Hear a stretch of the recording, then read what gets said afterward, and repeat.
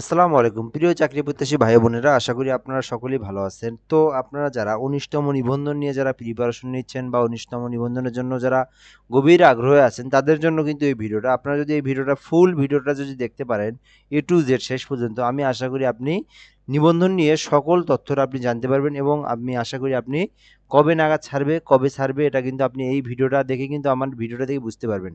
তো আমি একদম ফুল সোর্স, অর্থাৎ আমি একদম মানে যেটা আপনি ট্রাস্টেড করবেন সেখান থেকে দেখাচ্ছি যে কবে ছাড়বে, এটা কিন্তু আপনি এই ভিডিওটা দেখলেই বুঝবেন। তার আগে আমি বলে নেব, আপনি কিন্তু অবশ্যই চ্যানেলটাতে সাবস্ক্রাইব করবেন এবং পাশাপাশি ফেসবুকে আসার পরে এই GOB job PULAC plus BD লিখে সার্চ করবেন।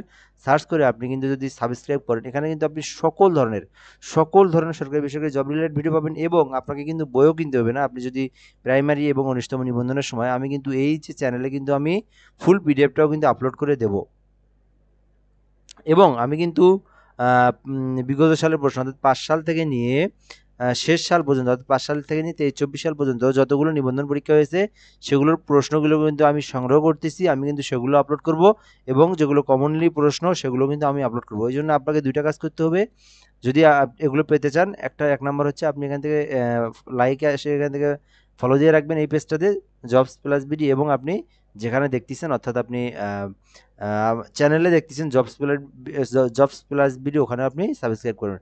তো আশা করি আপনি ফেসবুক চালালে আপনি আপনার সামনে এগুলো আসবে এবং ইউটিউবে আপনি গেলে ইউটিউবে আপনি ভিডিওটা দেখবেন এবং আশা করি আপনি এগুলো সম্পর্কে আপনি ফুল বিষয়টা জানতে পারবেন। তো এখন আমি দেখাবো আপনি কই থেকে দেখবেন।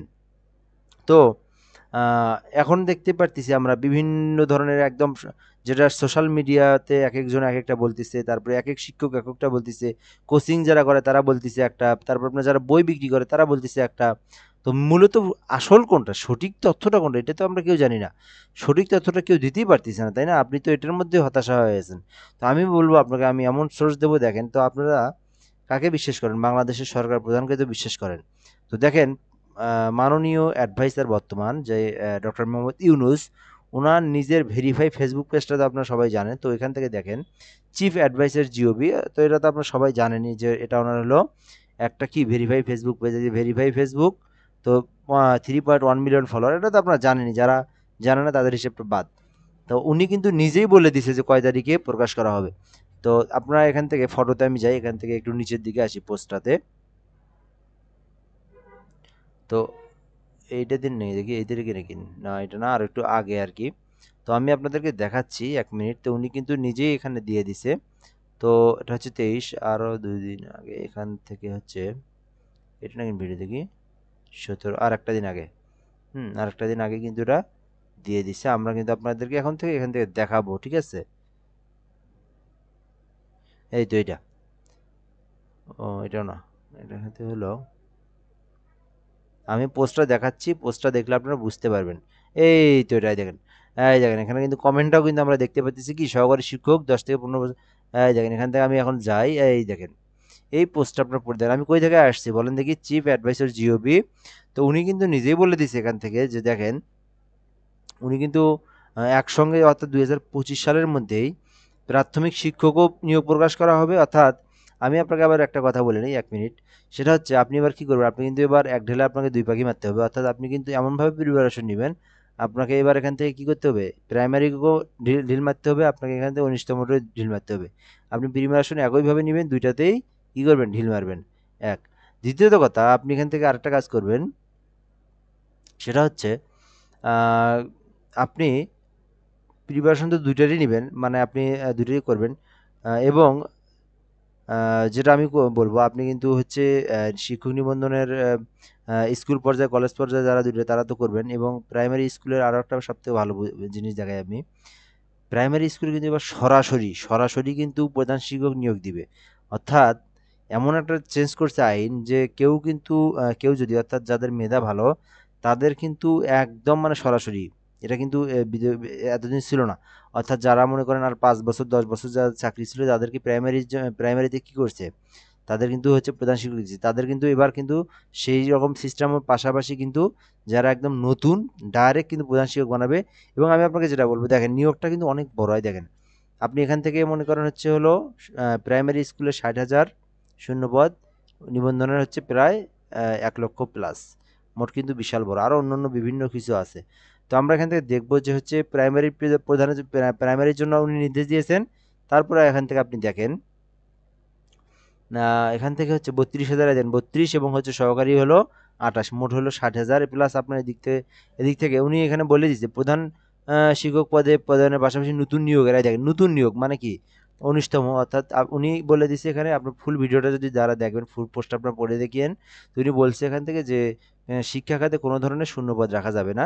তো এখান থেকে বলছে উনি প্রধান শিক্ষকের পাশাপাশি নতুন নিয়োগের নির্দেশ দিয়েছেন প্রধান উপদেষ্টা। তিনি বলেন স্কুলগুলোতে প্রধান শিক্ষক নিয়োগের ক্ষেত্রে কিভাবে যোগ্য প্রার্থীদের নিয়ে আসা যায় সেই বিষয়টাকে প্রাধান্য দিতে হবে এবং আপনাকে কি বলছে এখান থেকে দেখেন যারা অভিজ্ঞ এখান থেকে দেখেন যারা বহু বছর ধরে শিক্ষকতা করে আছেন তারা প্রাধান্য পাবেন এবং এর পাশাপাশি তরুণ যারা তারাও কিন্তু প্রধান শিক্ষক নিয়োগ হবে। দেখেন যারা তরুণ এই যেটা আপনারা দেখেন যারা পাশাপাশি যারা তরুণ তারাও কিন্তু শিক্ষক নিবন্ধনের জন্য অর্থাৎ তারা কিন্তু প্রধান শিক্ষক হিসেবে নিয়োগ পাবেন। তো এটা আপনারা অবশ্যই আপনাদেরকে কি পরিমাণ প্রিপারেশন নিতে হবে তো বুঝতেই তো পারছেন। তো আপনাকে প্রিপারেশনটা এখন কীভাবে নেবেন এখান থেকে আপনারা বিষয়গুলো দেখিয়ে তো এখানে কিন্তু শিক্ষা উপদেষ্টার সাথে কিন্তু ওনারা পরামর্শ করছে, মিটিং করছে। তো বুঝতেই পারছেন আপনারা এখানে তো ধরেন উনি যেহেতু বলছে ওনার কথার উপর দিয়ে তো আর কেউ কোনো কাজ করতে পারবে না, আর উনি যেটা বলবে সেটাই তো হবে, তাই না? তো উনি যেহেতু নির্দেশ দিয়েই দিয়েছেন শিক্ষা মন্ত্রণালয়কে, তো শিক্ষা মন্ত্রণালয় কবে নাগাদ দিবে এটাই এখন আপনাদের মূল প্রশ্ন। তো এটা হচ্ছে আমি এখন বলি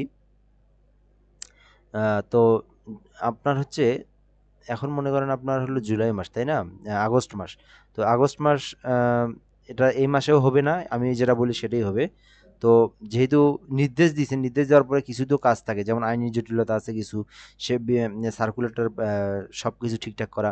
তো মনে করেন আপনার 2টা মাস তো লাগবেই, তাই না? 2টা মাস ধরেন আপনার হচ্ছে সেপ্টেম্বর, অক্টোবর। তো নভেম্বর, ডিসেম্বরের মধ্যে নভেম্বর, ডিসেম্বর কিন্তু আপনাদের মিস হবে না, ঠিক আছে? আপনারা মনে করেন হয় নভেম্বর নয় ডিসেম্বর, হয় নভেম্বর নয় ডিসেম্বর।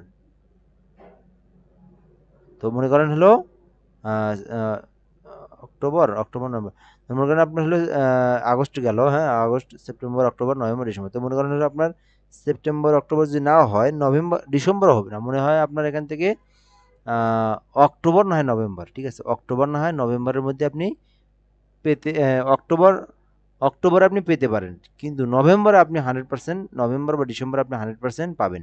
তো এই জন্য সময় নেই, আপনার হাতে আর 2-3টা মাস আছে। তো এই জন্য আপনি প্রিপারেশন নেন।